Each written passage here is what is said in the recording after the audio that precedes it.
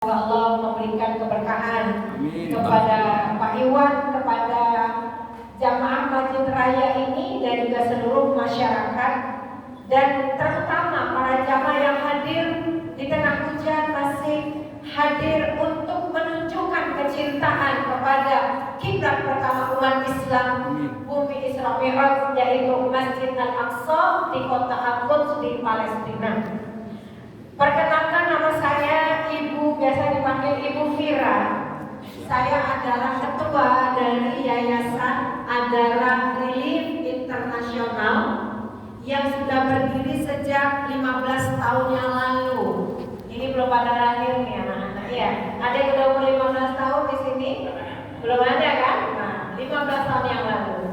Kami semua pengurusnya perempuan-perempuan semua, dan memang fokus untuk membantu anak dan perempuan di Palestina. Kejahatan karena mereka punya tujuannya apa? Untuk merebut seluruh Palestina dan menjadikan Palestina ini sebagai negara milik Israel, yang bahkan mereka akan mengusir seluruh warga Palestina di sana. Tadi waktu ngobrol-ngobrol sama Pak Iwan di rumah, Pak Iwan bilang berarti ini seperti Indonesia dijajah Portugis, dijajah Jepang, dijajah Belanda, lebih berat lagi Pak. Kenapa? Karena di Palestina itu satu, ada genosida. Genosida itu adalah pembunuhan massal. Tahun 48 ketika Israel berdiri menjajah, pertama kali yang mereka lakukan dengan cara apa? Menyerang wilayah-wilayah sekitar Masjidil Aqsa, lalu membakar ratusan desa, membunuh 15.000 muslim Palestina dan ada Nasraninya juga, dan mengusir 750.000 minimal warga Palestina keluar dari Palestina. Ya, jadi mereka itu mendirikan negara seenaknya saja. Ya, mendirikan negara seenaknya saja dan mengusir, melakukan kejahatan. Yang kedua, mereka melakukan politik yang disebut dengan politik apartheid. Bapak Ibu pernah dengar nggak istilah apartheid itu ada di negara mana? Afrika Selatan. Tapi lebih parah lagi Pak. Ya kenapa? Karena mereka di sana itu, di Palestina semuanya yang namanya orang-orang Palestina yang mau diusir dan dihancurkan. Maka orang Palestina itu hanya ada satu dari 4 pilihan. Pertama, menjadi syuhada, apakah dibom, apakah ditembak. Kedua, menjadi cacat. Banyak anak-anak dan remaja yang cacat di sana. Jadi kalau di Gaza itu ada aksi damai untuk kembali ke Palestina karena mereka banyak terusir. Yang ditembak itu 86% anak-anak pemuda-pemuda itu ditembaknya di kaki tungkai bawah, paha ke bawah. Itu dengan peluru kuku-kuku namanya. Masuk ke dalam tubuh kita, bentuknya masih menguncung. Begitu masuk ke tubuh kita, dia mekar dan menghancurkan syaraf.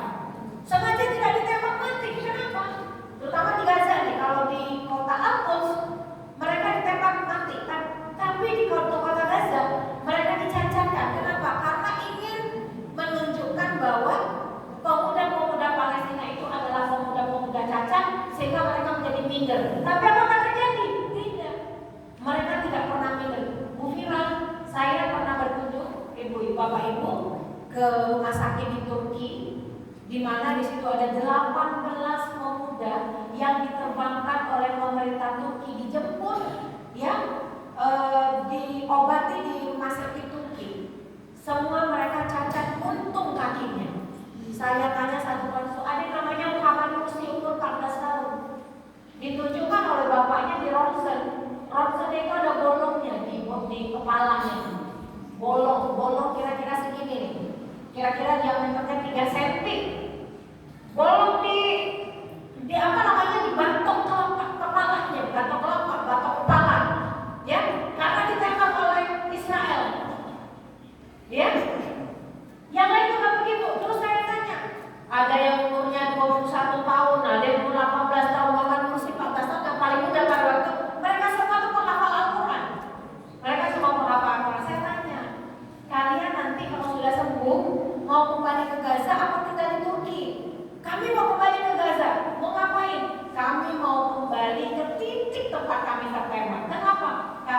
akan dipilih oleh Allah Subhanahu wa taala untuk menjaga Masjid Al-Aqsa. Takbir. Allahu Akbar.